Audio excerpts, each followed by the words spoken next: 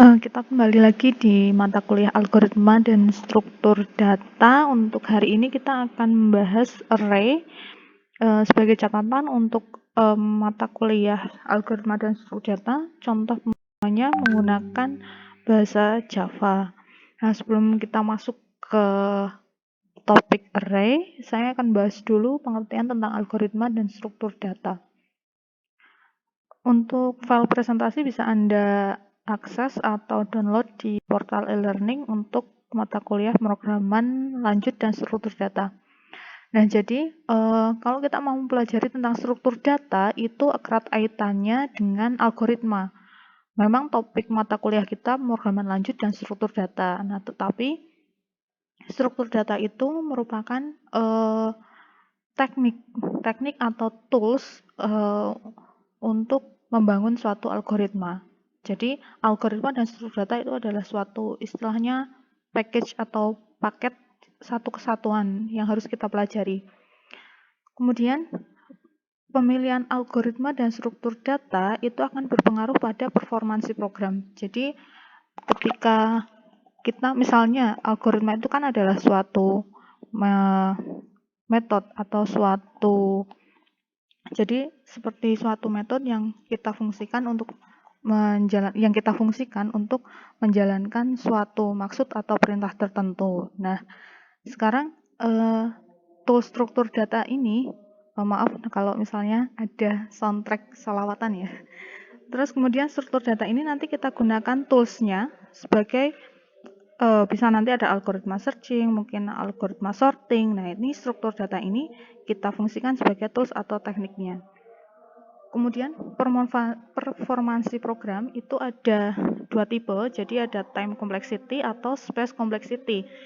Nah, time complexity nanti erat kaitannya dengan space complexity. Misalnya saja contohnya kalau PC kita misalnya RAM atau tempat menyimpan memori, tempat menyimpan datanya ini sudah penuh, space-nya sudah penuh, maka ketika kita akan meload atau misalnya mengambil data atau menyimpan data, tentu saja akan berpengaruh pada time complexity-nya.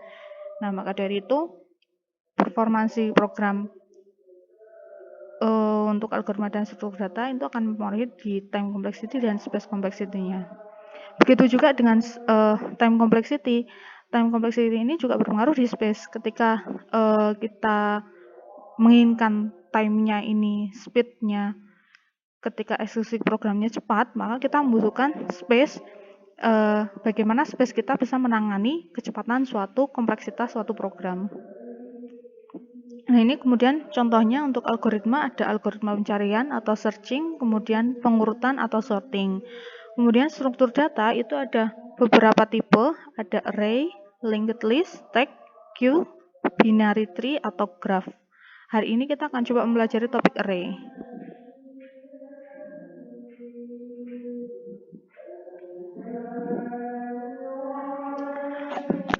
Nah, berdasarkan referensi di Wikipedia, untuk struktur data sendiri adalah suatu penyimpanan, penyusunan, atau pengaturan data di dalam media penyimpanan komputer, sehingga data tersebut dapat digunakan secara efisien. Jadi istilahnya kalau kita punya suatu program, nah bagaimana program tersebut bisa menyimpan suatu data atau variabel atau fungsi secara efisien, karena nanti imbasnya ke time complexity, sehingga kita harus mengatur wadah-wadah atau tas-tas memori kita dengan teknik struktur data agar space complexity-nya ini lebih teratur sehingga akan berpengaruh di time complexity-nya. Nah, kemudian jenis struktur data ada data linier dan data hierarki. Array termasuk ke dalam suatu data linier. Kemudian untuk data hierarki, contohnya ada tree dan graph.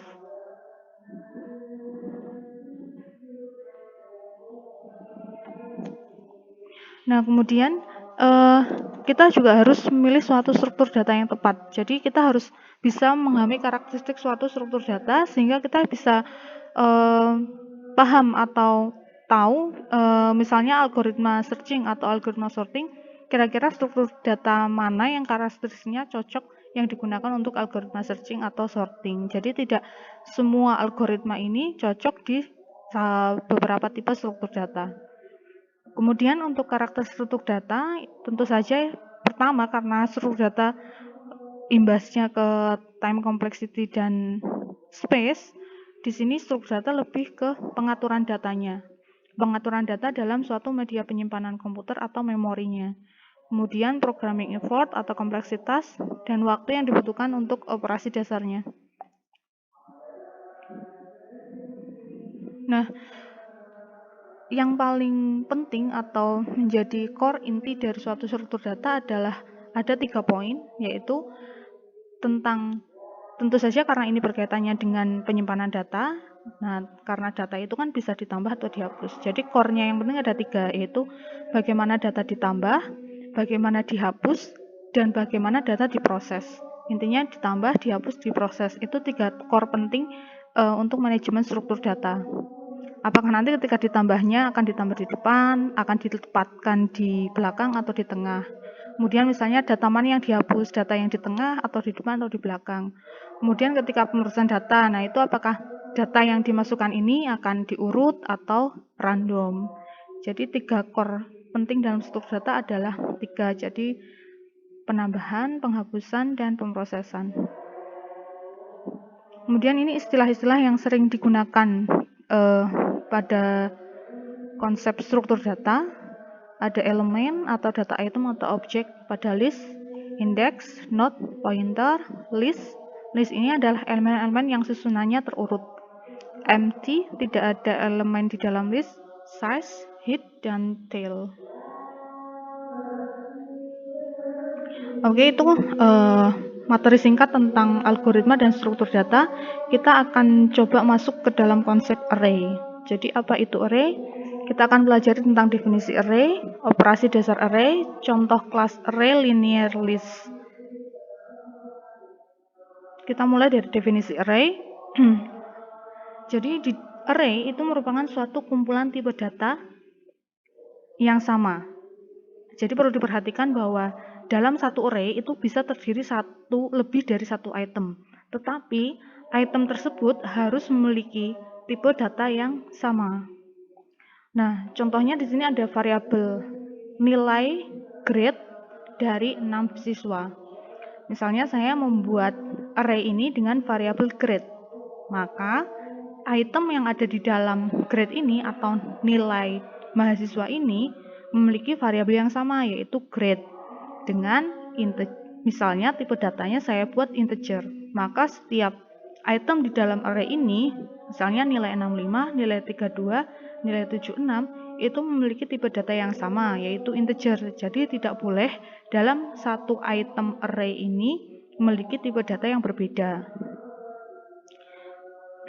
Nah, kemudian indeks. Indeks ini adalah lokasi atau penempatan urutan dari elemen array. Misalnya di sini kita sebut saja array kita variabelnya grade. Nah, elemen pertama pada indeks ke-0, array dimulai penempatannya dari indeks 0 sampai n.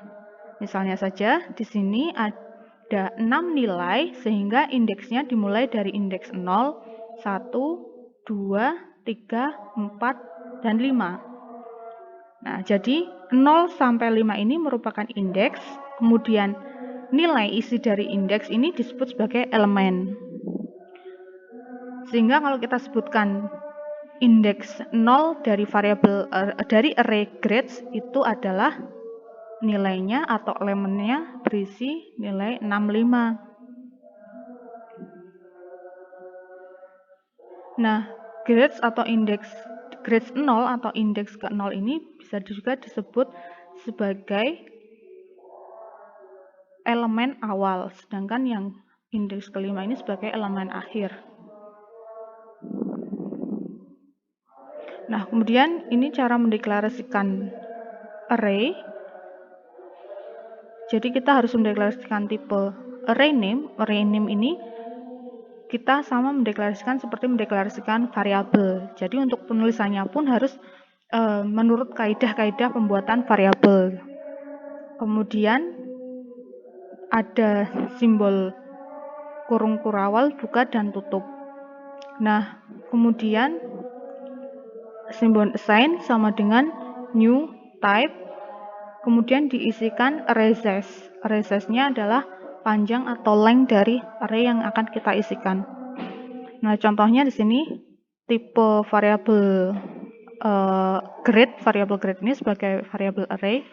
Integer grade berarti array grade ini bertipe data integer. Sehingga nanti semua elemen di dalam variabel atau array grade itu bertipe data integer. Kemudian new integer dengan size-nya adalah 6 yang akan diisi 6 elemen, yaitu dari indeks 0 sampai indeks 5. Maaf, jadi Anda bisa juga menulisnya dengan dua tipe penulisan. Yang pertama integer grade, kurung kurawal buka, kurung kurawal tutup, atau integer kurung kurawal buka, kurung kurawal tutup grade. Nah, setelah Anda mendeklarasikan dari suatu array, variabel array, kemudian diisikan panjang array-nya, bisa juga diinisialisasikan langsung elemennya ke dalam suatu array. Misalnya di sini ada integer grade dengan elemennya 5, 8, 9, 7, 6, 7. Nah, ini akan secara otomatis array akan menyesuaikan jumlah elemen yang ada di dalam array grade tersebut. Jadi kita tidak perlu mendeklarasikan ulang untuk length atau panjang array-nya. Nah, ini untuk inisialisasi. Jika Anda memilih dengan tipe yang pertama tadi, menginisialisasi dengan panjang array, maka Anda perlu mendeklarasikan isi dari array-nya dengan sesuai indeks array tersebut. Misalnya di sini array grade index 0 berisi elemen nilainya 5. Grade index 1 isi nilainya adalah 8 dan seterusnya sampai elemen yang terakhir. Nah, untuk mendapatkan panjang array, Anda dapat menggunakan metode length untuk menampilkan panjang dari suatu array. Kemudian untuk mengakses elemen grade, nah misalnya akan diakses elemen grade pada indeks kelima.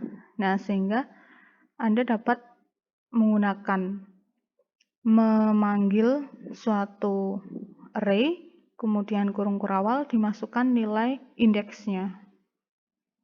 Contohnya seperti ini, x grades indeks ke-5. Atau menampilkan ke dalam fungsi print. Jadi bisa langsung dipanggil array-nya, kemudian dituliskan indeksnya. Atau ketika Anda ingin menampilkan semua elemen, jadi elemennya tadi kan ada panjangnya 6 elemen. Menampilkan semua nilai elemen yang ada di array, Anda cukup menuliskan grade, kurung kurawal buka, kurung kurawal tutup, tanpa mengisikan nilai indeksnya.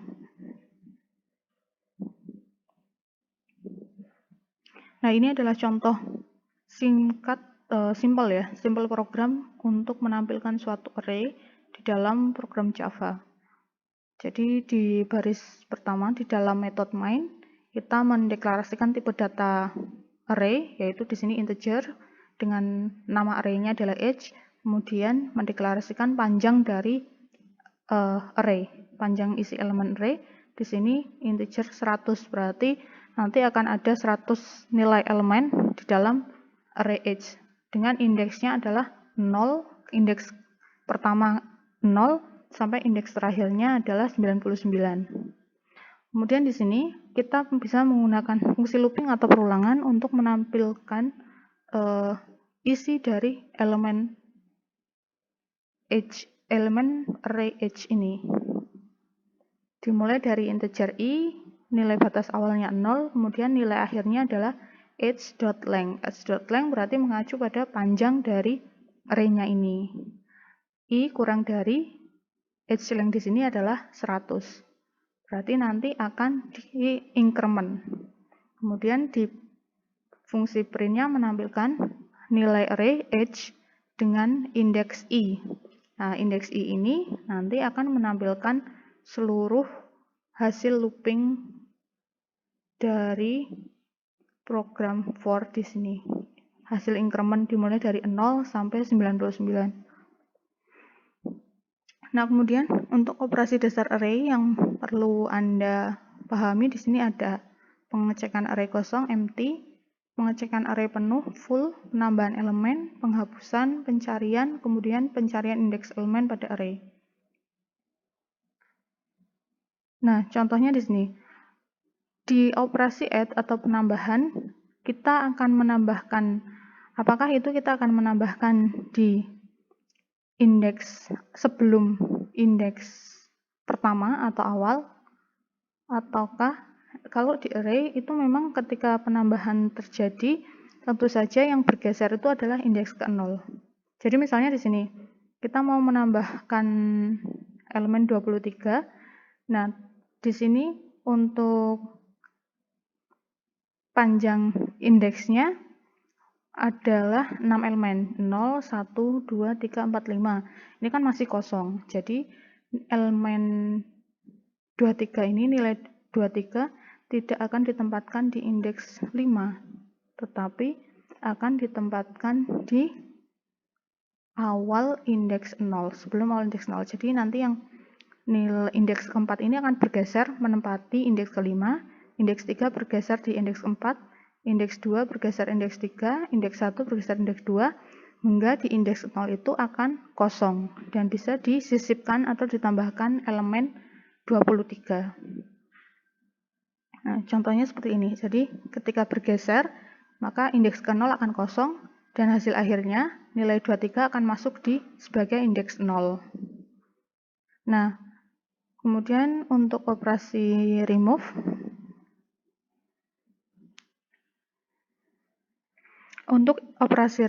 itu berbeda dengan operasi add. Kalau operasi add itu akan ditempatkan di awal sebelum indeks 0 atau indeks pertama. Nah, kalau remove itu yang adalah posisinya menghapus suatu elemen di dalam suatu indeks array.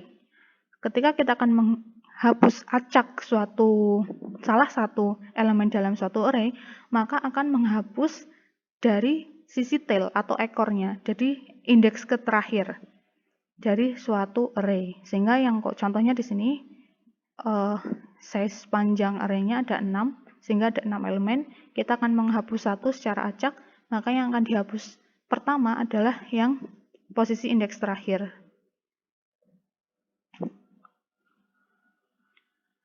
Sehingga yang dikosongkan nanti adalah di indeks terakhir.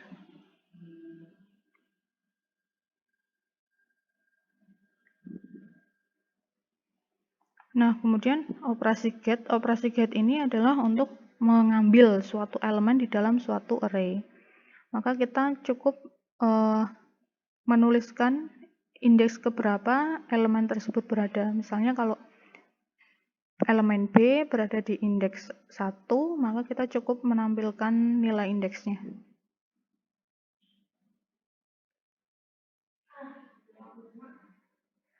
Kemudian untuk index of ini adalah kebalikannya dari tadi operasi get. Kalau index of ini, kita menampilkan nilai indeks dari suatu elemen array. Jadi misalnya kita ingin tahu elemen E ini berada di indeks keberapa. Nah, ini kita bisa memanfaatkan index of. Kemudian increasing array length. Jadi maksudnya di sini adalah kita mengetahui membentuk atau membuat nilai panjang array yang akan kita buat. Seperti tadi kita bisa memanfaatkan new array, kemudian objek panjang arraynya.